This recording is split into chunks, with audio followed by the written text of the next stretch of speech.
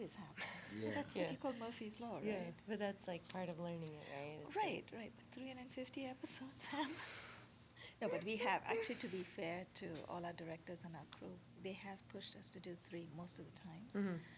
But there were times when we used to do 4 or 4. Yeah. One day we did 5, but that was too much burnout. So Yeah. 4 was good. But I don't want 4. I'm not that ambitious. I want 3.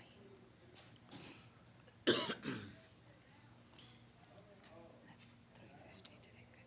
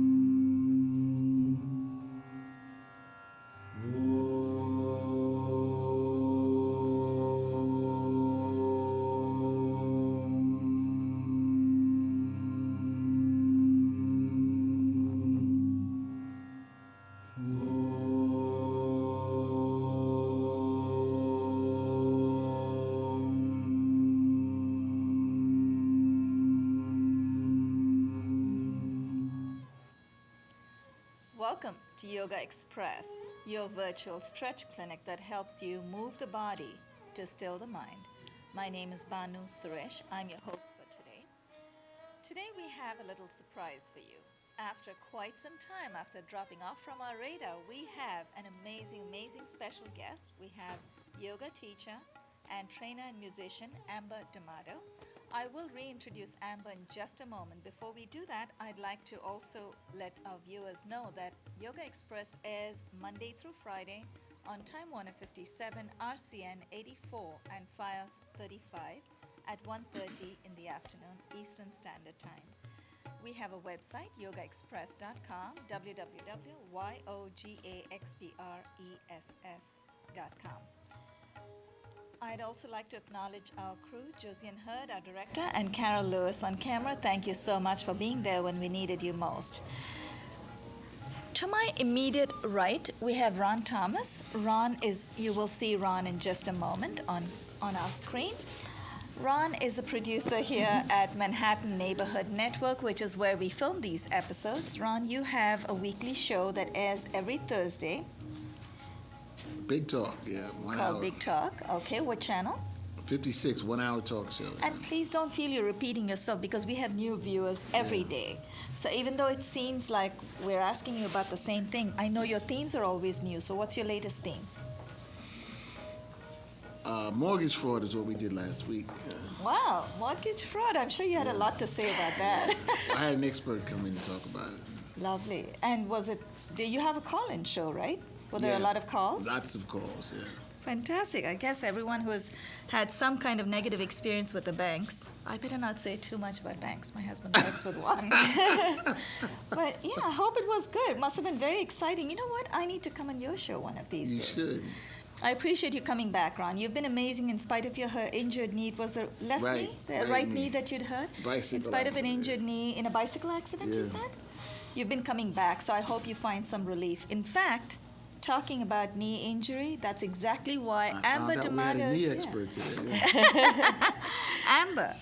Ambyr has been one of my earliest teachers in New York. I used to go to a yoga school where Ambyr was teaching, and I was amazed at how easily she could get people in and out of postures, makes it look so fluid. And I had to have Ambyr come on Ambyr's now on our wellness panel. I had to have her come on our show, and she's promised to come at least once a month, Ambyr, for our tapings. Ambyr, tell us a little bit about yourself. I know you have a music CD as well. Yes, thank you, Banu. I'm really excited to be here. Yoga teacher by day, singer-songwriter by night. Nice. I find they both complement each other very well. So they're both great ways to express yourself creatively. What is your CD called? My CD is called Born into Color, Lovely. and I'm working on my next one. Fabulous. When is that due? I'm releasing a single for Valentine's Day called Little Heart, and the rest of the CD, I'm not quite sure yet when it will be released, but soon, this year. Where do you play them? Do you play those, actually, if you play them outside, if you perform them outside, you cannot put it on a CD, right? Because you've already played it to Oh, people? you mean live recordings? Live, or? yeah. Do you go out to different public places to play? Yeah, I play around town. My schedule of my shows is on my website. Please. Yeah, it's up there on the screen. Great. Actually, why don't you call it out as well?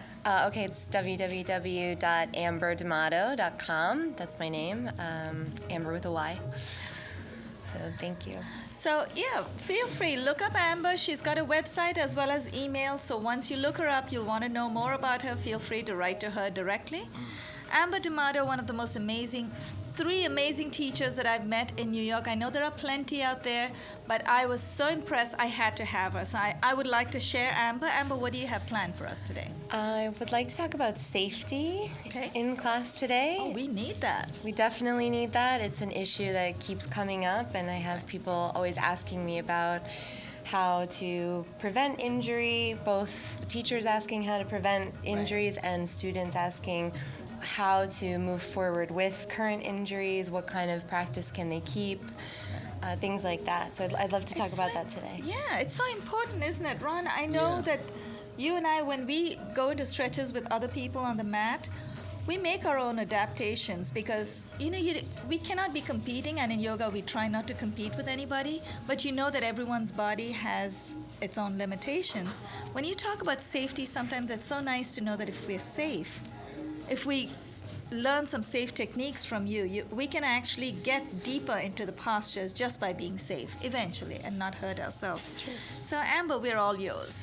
Okay, great. Well, the first thing I'd like to talk about is, it sounds really simple, but it's worth saying, is to listen to your body when you practice. Right. So listening to the body means not just noticing if something hurts or doesn't feel right, but also listening to your breath in the practice. So oftentimes I'll have a student in the pose and they'll be holding it, stretching, and then Not breathing.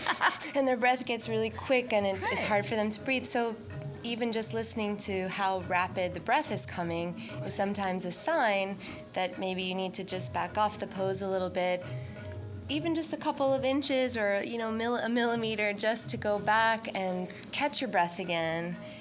And then once you've got the breath, maybe trying to go deeper into the pose again, maybe not.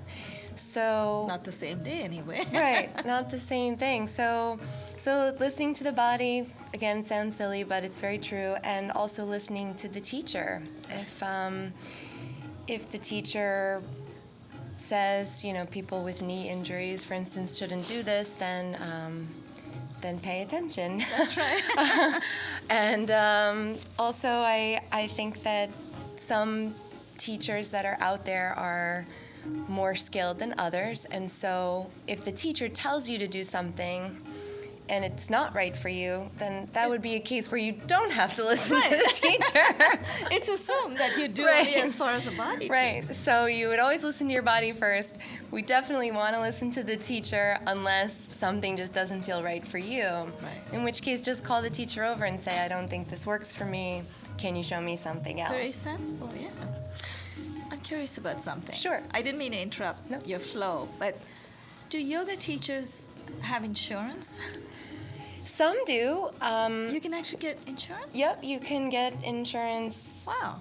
I don't know if I'm allowed to mention from where. Oh, no, maybe okay. we don't want. But write to Amber separately. Okay. She'll tell you where to get Yeah, it. it's relatively inexpensive for Okay, yoga that's teacher. good. It's like around $200 a year for teachers to get insurance.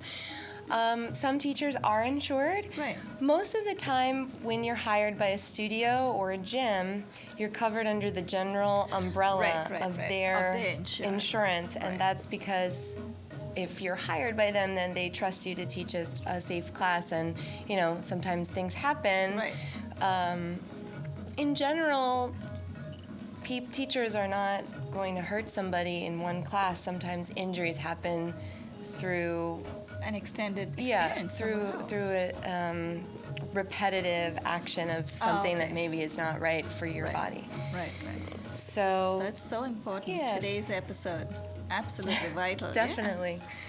So the other thing I wanted to mention was along the lines of talking to the teacher. Instead of just calling them over during the pose, try to come to class a little early. If you know, for instance, that you have an injury that you're dealing with, then just show up 5 or 10 minutes early, introduce yourself to the teacher. If you're afraid to go up and talk to the teacher, let the person at the front desk know, and then they can pass the information to the teacher.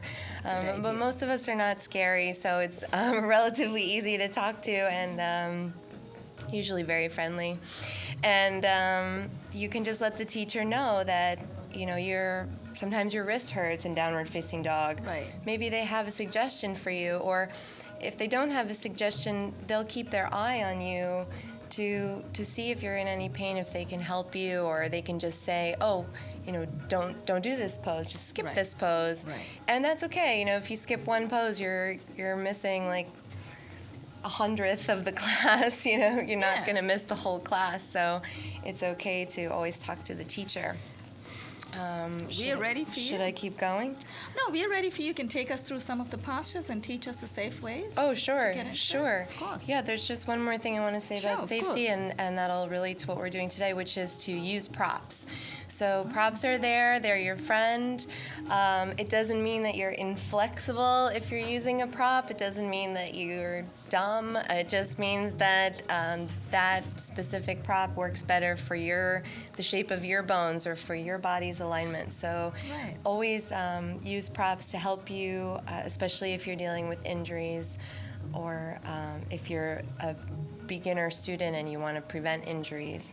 I would think say that's to an use amazing props. lesson that I would learn in a class when I have to use props, is not to judge myself, right? Right. It's okay to use props. I think that's beautifully put. So maybe today we are hoping that you'll teach us how to use. We have very limited props, but maybe you can help us make the most use of it. Sure, definitely, Okay, definitely. Whenever you're ready. Okay, so I guess I would start with just a seated warm-up. Sure. You can always sit up on the block like I am, if you like. Is it okay to sit on my heels? Sure. Okay. And Just a little softer. yeah, perfect. And if you, Ron, if you want to sit with your right leg out, you can keep the right leg out, since that's the knee you had surgery on, right? And then, yeah, just put your left one in, kind of like that. Is that okay with the left foot kind of on the inside? Oh, you mean deeper? I think No, maybe I'll put your block. instead of underneath, just keep it on the outside. Yeah, perfect. Is that okay? Great. So, Banu, if you want to do the same, you yeah, can just of put your course. right leg out I won't go that far. and your left one in. Very good. And let's just take our right hand towards the right side. Sitting on the block. Sorry. Oh, that's okay. It helps, definitely. I'm not a block person. No, that's all right. That's all right. Right hand towards the right side, left hand to your waist. And then when you're ready, just lean your torso down towards the right side. And when you're ready, you can bring your left arm up if you like, or you can keep it at your waist and then gently bring the left arm over your ear. Good. And see if you can try to let the left knee relax down, your left hip stay down, and just kind of warm up here, opening the ribs, all the little muscles in between the ribs, the side of the body. This will help just so you can breathe deeply through your practice. Inhale there. And then when you're ready, just take your hands to frame your right knee. Take a little twist towards your right side. So just kind of turning your torso towards your right leg. Perfect. And then just gently hinge forward. It doesn't have to be very far. Even just an inch or two is going to give you a good stretch behind the right thigh. I really feel this. Good. So just take it easy there. If you flex the right foot, sometimes you find that you don't even have to go down as far. You'll still feel a really big stretch. So just bring the toes exactly So my towards toes you. are closer to my head now. Exactly. Contemplate the meaning of your toes. Just kidding. So folding forward over the right leg. take another breath there. Let your head relax and your neck. And then softly bring yourself up. And we'll just do a little counter twist to the left. So keep your legs like that. Just take a little mini twist to your left side. Very good. And then you can come back to center. And we'll switch legs. And for you, since you're dealing with a little knee injury, instead of bending this knee, just keep the right leg out straight. Or if I stole your block. Or if you want to bend it, you can do exactly what you're doing. Just keep it a little bit away from you. Exactly. So now the left leg out to the side. Perfect. Reach towards your left foot with your left hand. Right hand to the waist. And when you're ready, you can bring your right arm up. And with your knee, you can always rest it on a block too. If it's uncomfortable hanging in the air, if it doesn't touch the floor, you can put it on a block, or you can sit up on the block. I stole yours, Ron. So Either if you one. want to use that. If you want. You can put it under your knee, on the outside. Yeah. Good. So whenever you feel ready, take another breath there. Just breathing into the right side of the body this time. And then softly take your hands down. You're going to frame your left knee. Lift your back up tall. Twist a little bit to your left. And gently fold over your left thigh. And again, doesn't have to be very far. Just flex your foot. So this will help to keep the muscles around the knee active and engaged. And gently fold forward. Nice deep breaths there. Good. Let your shoulders relax, let your head relax.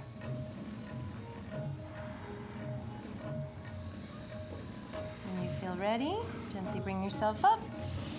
Take a little twist to your right side, so keep your legs like that, just a little mini twist to the right. And then back to center. And you can shake out your legs or do whatever feels good for you. So another really simple thing with taking care of the knees is just making sure that there's always enough padding under the knees. Right. So we're really lucky. We have a carpet and I have 2 mats here. So this is ideal. Sometimes in a studio the floor is very hard. It's most of the time hardwood floors, and you just have one little skinny mat.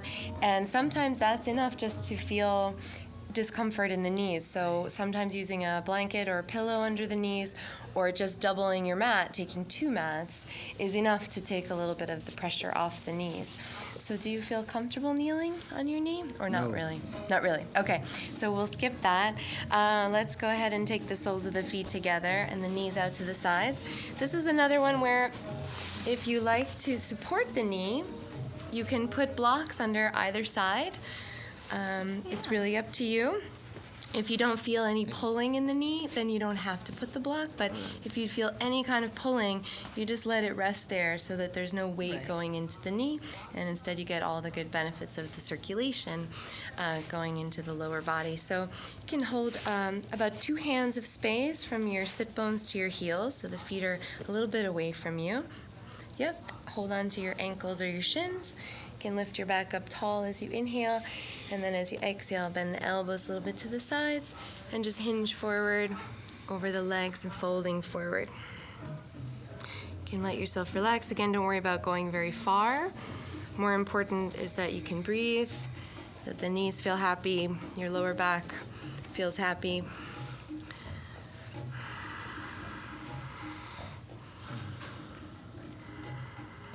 Good. Take 2 more breaths there.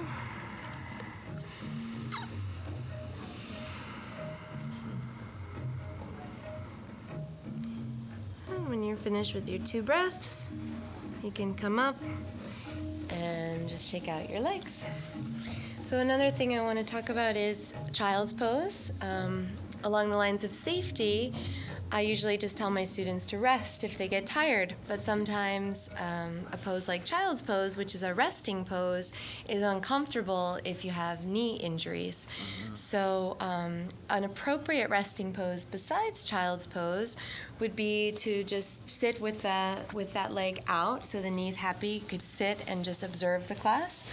Or, if you like, you can always lay down and just practice Shavasana for a few moments, which we all know and love Shavasana, just lying down.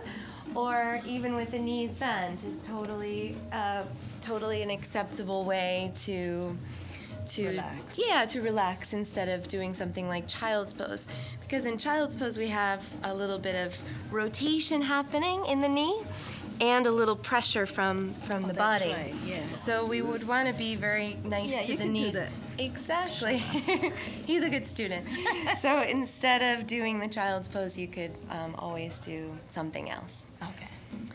So when you talk about child's pose, just sit this way, or should we go forward? Oh, good question. So you can... Because I'm really tired. I want to Yeah, sure. You can always put a block under the sit bones to take some weight out of the knees if you can do the child's pose. But if not, a different way to rest is fine.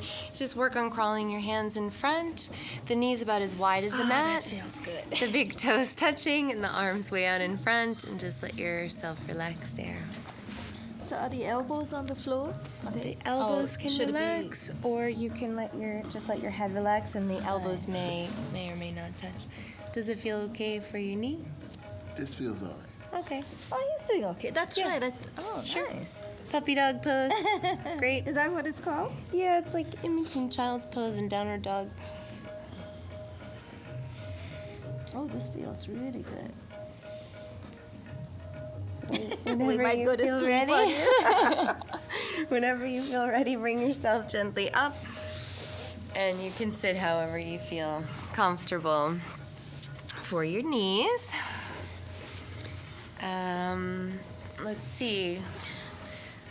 The last thing I would say about safety, the last thing that I would have to say is if you are interested in the subject, or if you really want to use yoga as a way to heal yourself, there's a lot of really wonderful means to continue your education, to learn more. So there's a lot of great blogs about yoga. There's wonderful books with anatomy and physiology in relation to yoga. There's, obviously lots of great teachers in the city and also online if you're not in New York. So definitely take the time to learn more. When we talked about safety today, and you're talking about going online, reminds me of an article that you mentioned today as well. But we just want to touch upon it because safety is so important. But I Sure. would like our viewers to have a chance to look at this, and we'll talk about that in greater detail when Amber comes on this show again next time. But it talked about how people occasionally could hurt themselves. Just as a general guideline, could you help us understand why is it that people hurt themselves? When we talk so much about safety, we ask them to, be careful. Sure. Well, you can get hurt sitting at your desk. You can hurt your back or hurt your wrists and get carpal tunnel. Right. You can also get hurt in a yoga class, of course. A good friend of mine who's also a doctor says, active people are injury prone. It Right, can you don't happen. ever want to get hurt, just sit in a corner. Right, but of course you want to do the best you can. For myself as a teacher, I want to take care of my students as best I can. I'm not trying to be reckless with people and throw a beginner up into headstand. Even my advanced practitioners, I really ask them to still listen to their body and see how they feel in their neck and their shoulders that day. Or even myself, some days I can do headstand and some days I can't. So it really just goes back to my number one rule, which is listening to your body and listening to the teacher, unless, of course, the teacher is asking you to do something that doesn't feel right for you. Right. One of the times when when you get to defy the teacher. Right, that's when you're allowed to defy the teacher. That's right. You talk about chair, adaptations using a chair.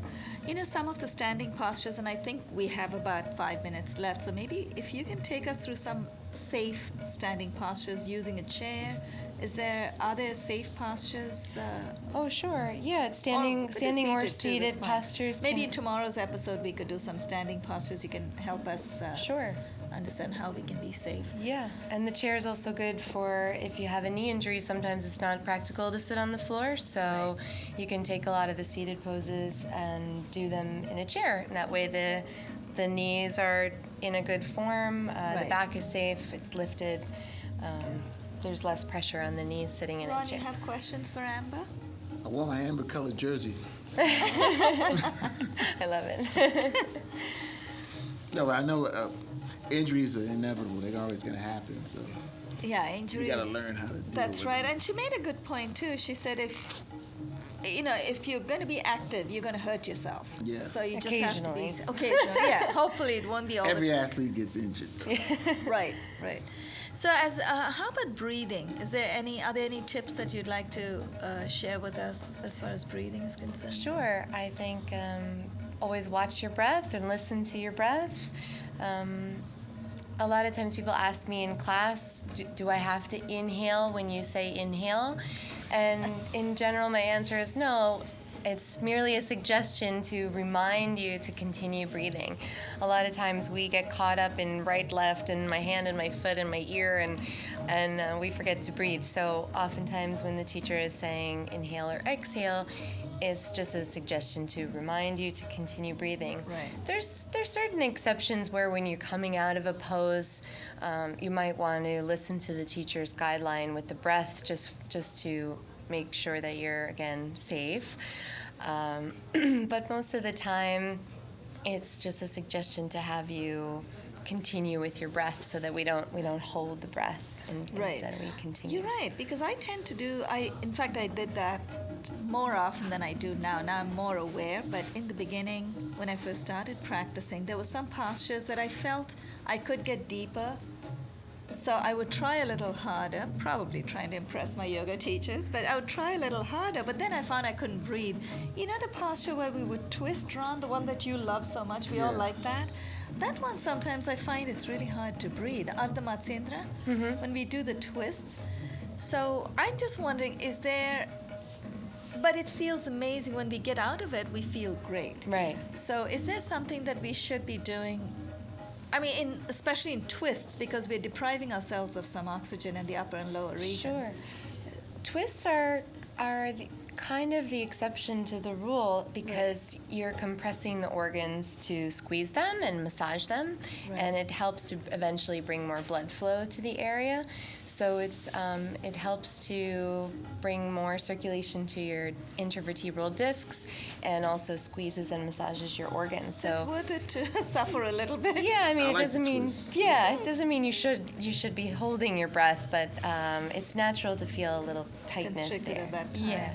Amber, that was amazing. You shared some great tips. When you come back, we hope you're back tomorrow. When you come back tomorrow, we'd like you to actually help us apply these safety tips in our stretches.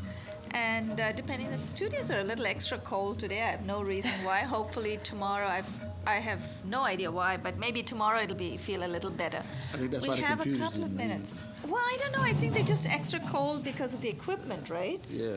So because they have expensive equipment here. Computers won't read if it's too hot. Oh, is that what it is? I think so. Ron, you're making that up. No. But no, Computers crash when it's real hot. is that right? I didn't know that. I'd like to thank our crew. Richard Swanson, our facilitator, is responsible for these gobos, the sound systems. Thank you so much, Richard. I'd like to thank Carol Lewis on camera. Carol, thank you so much. We didn't do too much moving today. Tomorrow we're going to do a little bit of movement, so you're going to struggle with us tomorrow. But thank you. You're amazing. And Josiane Hurd, our director, thank you so much for holding the fort again. On behalf of Ron Thomas and Amber D'Amato, Amber is a very seasoned and wonderful yoga teacher. I want you guys to send your questions, any doubts, anything that you have, any questions. We're going to have her credits up one more time if our director hears me out here. I'd like you to contact Amber, and if the credits don't come up, it's www.amberdamato, AMBYRDAMATO.com, and it's amberdamato@gmail.com. Yes. Right? And Amber's willing to answer your questions. So you have any questions?